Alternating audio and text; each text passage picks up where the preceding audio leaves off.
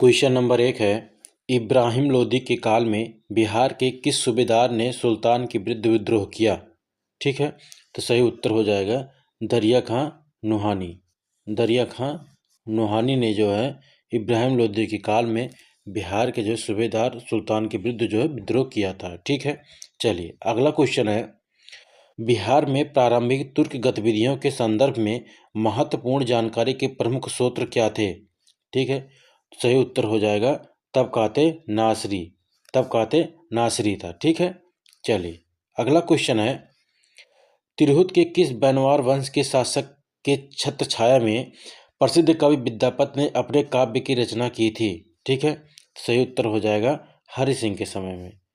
हरि सिंह के समय में जो है छत्रछाया में जो है विद्यापति ने अपने काव्य की रचना की थी। ठीक है, चलिए अगला क्वेश्चन है, 14वीं सदी में तिरहुत में फिरोज ने किस वंश का शासन आरंभ करवाया था? ठीक है, ध्यान दीजिएगा, 14वीं सदी में तिरहुत में फिरोज ने किस वंश का शासन आरंभ करवाया था? ठीक है, तो सही उत्तर हो जाएगा बैनवार वंश। 1 नंबर है, बैनवार वंश का आरंभ करवाया था। ठीक है, चलिए अगला क्वेश्चन है, उत्तर बिहार के कर्नाटक जो है शासकों का अंत किस सुल्तान के द्वारा हुआ था? ठीक है, तो सही उत्तर हो जाएगा गयासुद्दीन तुगलक। गयासुद्दीन तुगलक जो है सुल्तान के द्वारा अंत हुआ था। ठीक है, चलिए अगला क्वेश्चन है, फिरोज तुगलक का फारसी अभिलेख से मिलता है। फिरोज तुगलक से का फारसी अभिलेख मिलता है। ठीक है, तो सही उत्तर हो जाएगा बिहार शरीफ। कहाँ पे मिलता है? बिहार शरीफ में मिलता है। ठीक है, चलिए अगला क्वेश्चन है, बिहार के प्रसिद्ध संत शेख अहमद चिर्मपोश से भेंट की किस सुल्तान ने किया था? ठीक है, बिहार के प्रसिद्ध संत जो है शेख अहमद जो है चिर्मपोश से भेंट किस संत सुल्तान ने किया था? ठीक है, तो सही उत्तर हो जाएगा फिरोज जो है तुगलक ने। फिरोज तुगलक ने किया था। ठीक है, फिरोज तुगलक ने किया था संत शेख अहमद से। ठीक है, चलिए अगला क्वेश्चन है, बिहार के तुगलक काल के सर्वाधिक महत्वपूर्ण प्रशासक मलिक इब्राहिम या मलिक बया का मकबरा कहाँ पर स्थित है? ठीक है, तो सही क्वेश्चन सही आंसर हो जाएगा जो है बिहार शरीफ में। कहाँ पे? बिहार शरीफ में है जो है मलिक बया का मकबरा स्थित है। ठीक है, चलिए अगला सवाल है, मलिक इब्राहिम या मलिक बया बिहार का प्रशासक किस काल में था? इसने किस काल में जो है मलिक बया बिहार का प्रशासक किस काल में था? ठीक है, सही उत्तर हो जाएगा जो है तुगलक काल था। ठीक है, वो सॉरी खिलजी काल था। क्या था? खिलजी काल में। खिलजी काल में जो है मलिक इब्राहिम जो है प्रशासन काल में था। ठीक है, खिलजी काल में था वो। ठीक है, चलिए अगला क्वेश्चन है, बिहार राज्य का नाम बिहार किस काल में पड़ा? बिहार राज्य का नाम बिहार राज्य किस काल में पड़ा? ठीक है, इम्पॉर्टेंट क्वेश्चन है, इसको ध्यान दीजिएगा कि बिहार राज्य का नाम बिहार किस काल में पड़ा था। ठीक है, सही उत्तर हो जाएगा तुगलक काल में। कब? तुगलक काल में जो है बिहार राज्य का नाम बिहार पड़ा था। ठीक है, चलिए अगला क्वेश्चन है, बिहार राज्य का नाम बिहार किसने दिया था? बिहार राज्य का नाम बिहार किसने दिया था? ठीक है, तो सही उत्तर हो जाएगा तुर्कों ने दिया था। कौन दिया था? तुर्कों ने दिया था। ठीक है, चलिए अगला क्वेश्चन है, तुगलक काल का बिहार की राजधानी थी। तुगलक काल का जो उस समय बिहार की राजधानी क्या थी? ठीक है, तो सही उत्तर हो जाएगा बिहार शरीफ। क्या था? बिहार शरीफ था। ठीक है, तुगलक काल में बिहार की राजधानी क्या थी? बिहार शरीफ था। ठीक है, चलिए अगला क्वेश्चन है, मोहम्मद बिन तुगलक ने बिहार के किस नगर का नाम तुगलकपुर कर दिया था? ठीक है, तो सही जवाब हो जाएगा दरभंगा। दरभंगा को जो है मोहम्मद बिन तुगलक ने दरभंगा को जो है तुगलकपुर कर दिया था। ठीक है, चलिए अगला क्वेश्चन है, बिहार के कर्नाटक वंश के शासक हरसिंह देव को पराजित करने वाला सुल्तान कौन था? ठीक है, तो सही उत्तर हो जाएगा गयासुद्दीन तुगलक। कौन था? गयासुद्दीन तुगलक था। ठीक है, चलिए अगला क्वेश्चन है, किस काल में बिहार पर दिल्ली सल्तनत के सुल्तानों का निर्णायक वर्चस्व स्थापित हुआ था? ठीक है, तो सही जवाब हो जाएगा तुगलक काल में। तुगलक काल में, ठीक है, तुगलक काल में जो है दिल्ली सल्तनत के सुल्तानों का निर्णायक वर्चस्व स्थापित हुआ था। ठीक है, चलिए नेक्स्ट क्वेश्चन है, निम्नलिखित में कौन सल्तनत काल में बिहार का प्रांतपति नहीं रहा था? प्रांतपति नहीं रहा था। ठीक है, तो सही जवाब हो जाएगा मुबारिज खां। ठीक है, मुबारिज खां। मुबारिज खां जो है सल्तनत काल में जो है बिहार का प्रांतपति नहीं रहा था, कभी नहीं रहा था उसने। ठीक है, चलिए अगला क्वेश्चन है, इल्तुतमिश ने 1225 के लगभग किसे पराजित कर बिहार पर अधिकार किया था? लगभग 1225 ईस्वी में किस राजा को जो पराजित कर बिहार मतलब जो है इल्तुतमिश ने वहाँ पे राज्य किया था? ठीक है, तो सही उत्तर हो जाएगा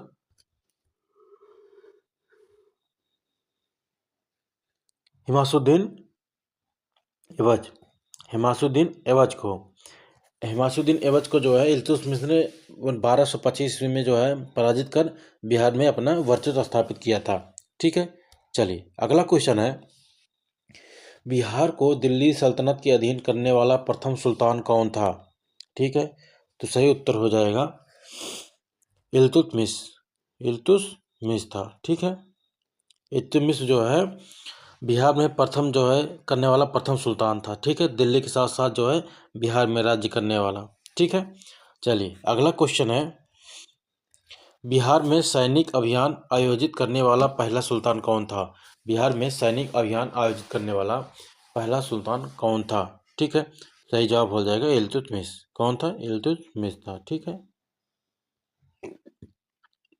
चलिए नेक्स्ट क्वेश्चन है, बिहार पर बख्तियार खिलजी के हमले पर पहला विवरण प्राप्त हुआ था? बिहार पर बख्तियार खिलजी के हमले का पहला विवरण प्राप्त हुआ था। ठीक है, तो सही जवाब हो जाएगा तब कहते नासिरी। तब कहते नासिरी की जो है पहला विवरण प्राप्त हुआ था। ठीक है, चलिए अगला क्वेश्चन है, मनेर की विजय से किस सूफी संत का संबंध था? मनेर की विजय से किस सूफी संत का संबंध था? ठीक है, तो सही उत्तर हो जाएगा ताज फकीह। ताज फकीह का जो है सूफी संत का संबंध था। ठीक है, चलिए अगला क्वेश्चन है, बिहार में आने वाले पहले सूफी संत कौन थे? बिहार में आने वाले पहले सूफी संत कौन थे? ठीक है, तो सही जवाब हो जाएगा मोमिन आरिफ। मोमिन आरिफ थे। पहले संत कौन थे? मोमिन आरिफ थे। ठीक है, चलिए नेक्स्ट क्वेश्चन है, बिहार के सूफी संतों का आगमन किस शताब्दी में हुआ था? जो फर्स्ट बार आए थे तो किस शताब्दी में वो आए थे? ठीक है, तो सही जवाब हो जाएगा 12वीं शताब्दी में आए थे। कब आए थे? 12वीं शताब्दी में वो जो है बिहार उनका आगमन हुआ था। ठीक है, चलिए नेक्स्ट क्वेश्चन है, बख्तियार खलजी के आक्रमण के समय पालवीय वंश शासक कौन था? पालवीय वंश शासक कौन था? ठीक है, तो सही जवाब हो जाएगा उपयुक्त में से कोई नहीं। ठीक है, अर्थात बख्तियार खलजी का आक्रमण के समय पालवी वंश शासक कौन था? इसमें से कोई नहीं। अर्थात उस समय देवपाल भी नहीं थे, आनंद पाल भी नहीं थे, दुम्र इंद्रुस में पाल भी नहीं थे। ठीक है, तो इस ऑप्शन में सही उत्तर हो जाएगा इनमें से कोई नहीं। ठीक है, चलिए अगला क्वेश्चन है, नालंदा विश्वविद्यालय को किसने ध्वस्त किया? इंपॉर्टेंट क्वेश्चन है दोस्तों, इंपॉर्टेंट क्वेश्चन है कि जो है नालंदा विश्वविद्यालय को किसने ध्वस्त किया था? अगर आपको इसका जवाब याद है तो कमेंट करके ज़रूर बताएं। तो इसका सही जवाब हो जाएगा जो है बख्तियार खलजी। बख्तियार खलजी जो है ना नालंदा विश्वविद्यालय को तबाह कर दिया था, बर्बाद कर दिया था। ठीक है, चलिए अगला क्वेश्चन है, बख्तियार खलजी ने अपना प्रशासनिक मुख्यालय कहाँ पे बनाया था? ठीक है, तो सही जवाब हो जाएगा बिहार शरीफ में बनाया था। कहाँ बनाया था? बिहार शरीफ में बनाया था। ठीक है, चलिए अगला सवाल है, बिहार में तुर्क सत्ता की स्थापना हुई थी? बिहार में तुर्क सत्ता की स्थापना हुई थी? ठीक है, तो सही जवाब हो जाएगा 1198 में। 1198 ईस्वी में जो है बिहार में तुर्क सत्ता की स्थापना हुई थी। ठीक है, चलिए अगला क्वेश्चन है, बख्तियार खलजी की बिहार में पहली महत्वपूर्ण विजय कौन थी? ठीक है, तो सही जवाब हो जाएगा बिहार शरीफ। ठीक है, कहाँ थी? बिहार शरीफ था। सबसे पहले उसने बिहार शरीफ पर कब्जा किया था। ठीक है, चलिए अगला क्वेश्चन है, बिहार में तुर्क सत्ता का संस्थापक कौन था? बिहार में तुर्क सत्ता का संस्थापक कौन था? ठीक है, तो सही जवाब हो जाएगा बख्तियार खलजी। कौन था? बख्तियार खलजी था। ठीक है, बिहार में जो है तुर्क सत्ता का संस्थापक कौन था? बिहार खलजी था। ठीक है, चलिए अगला क्वेश्चन है, बिहार का प्रथम मुस्लिम विजेता कौन था? बिहार का प्रथम मुस्लिम विजेता कौन था? ठीक है, तो सही जवाब हो जाएगा बख्तियार खलजी। कौन था? बख्तियार खलजी था। ठीक है, चलिए अगला क्वेश्चन है, तुगलक ने अभियान के समय कर्नाटक राज्य का शासक था? ठीक है, तुगलने के अभियान के समय कर्नाटक राज्य का शासक कौन था? ठीक है, तो सही उत्तर हो जाएगा राम सिंह देव। राम सिंह देव थे उस समय। कौन थे? राम सिंह देव थे। ठीक है, चलिए अगला क्वेश्चन है, बख्तियार खलजी के आक्रमण के समय कर्नाटक राज्य का किसका शासन था? उसमें शासन किसका था जब उसने बख्तियार खलजी ने आक्रमण किया? उस समय जो है कर्नाटक राज्य का शासन किसका शासन था उस समय? ठीक है, तो सही जवाब हो जाएगा नरसिंह देव। कौन थे? नरसिंह देव का शासन था उस समय। ठीक है, चलिए अगला क्वेश्चन है, तिब्बती इतिहासकार धर्मस्वामी तिरहुत आया था? तिरहुत आया था, वो कब आया था? ठीक है, तिब्बती जो इतिहासकार था वो कब आया था? तो सही जवाब हो जाएगा 1234 ईस्वी में आया था। कब आया था वो? 1234 ईस्वी में जो है तिब्बती इतिहासकार धर्मस्वामी आए थे। ठीक है, चलिए अगला सवाल है, बिहार में किसके समय में पंजी प्रबंध का विकास हुआ था? बिहार में किसके समय में पंजी प्रबंध का विकास हुआ था? ठीक है, तो सही जवाब हो जाएगा कर्नाटक शासक। कर्नाटक शासक का जो है विकास हुआ था। ठीक है, चलिए अगला क्वेश्चन है, कर्नाटक वंश का पूर्णता अंत हुआ था? कर्नाटक वंश का पूर्णता अंश हुआ था? तो सही उत्तर हो जाएगा 1378 ईस्वी में। 1378 ईस्वी में जब पूर्ण रूप से जो है विनाश खत्म हो गया था। ठीक है, चलिए अगला क्वेश्चन है, कर्नाटक वंश का अंतिम शासक कौन था? ठीक है, तो सही जवाब हो जाएगा हरि सिंह। कौन था? हरि सिंह था। ठीक है, चलिए नेक्स्ट क्वेश्चन है, मिथिला के कर्नाटक शासकों की राजधानी थी? मिथिला के कर्नाटक शासकों की राजधानी थी? ठीक है, तो सही जवाब हो जाएगा सिमरावगढ़। क्या थी उस समय? सिमरावगढ़ थी। ठीक है, मिथिला के कर्नाटक शासकों की राजधानी क्या थी? सिमरावगढ़ था। ठीक है, चलिए अगला क्वेश्चन है, मिथिला या तिरहुत के कर्नाटक राज्य का उदय 1097 से 98 में किसके शासनकाल में हुआ था? उस किसके शासनकाल में जो है इसका जो है राज्य का उदय हुआ था? ठीक है, तो सही जवाब हो जाएगा रामपाल। रामपाल के शासनकाल में हुआ था। ठीक है, चलिए अगला क्वेश्चन है, देवपाल के अनुमति से सुमात्रा के राजा बलदेव पुत्र ने कहाँ विदेशी विद्यार्थियों के लिए छात्रावास का निर्माण करवाया था? ठीक है, तो सही जवाब हो जाएगा नालंदा। ठीक है, नालंदा में जो है देवपाल के अनुमति से सुमात्रा के राजा बलदेव पुत्र ने विदेशी विद्यार्थियों के लिए छात्रावास का निर्माण करवाया था नालंदा में। ठीक है, चलिए अगला क्वेश्चन है, पाल काल में श्रीनगर मुक्ति जो है कहा जाता था? पाल काल में श्रीनगर मुक्ति कहा जाता था?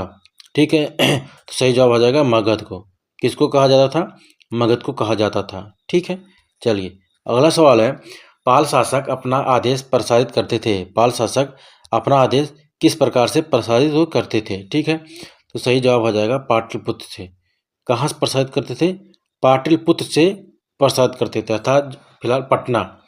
तो पाटलिपुत्र से ये जो है अपना जो आदेश पारित करते थे पटना से या पाटलिपुत्र से करते थे। ठीक है, चलिए अगला क्वेश्चन है, पालकालीन चित्रकला का भित्ति चित्र रूप कहाँ से प्राप्त हुआ है? ठीक है, तो सही जवाब हो जाएगा नालंदा से। कहाँ से?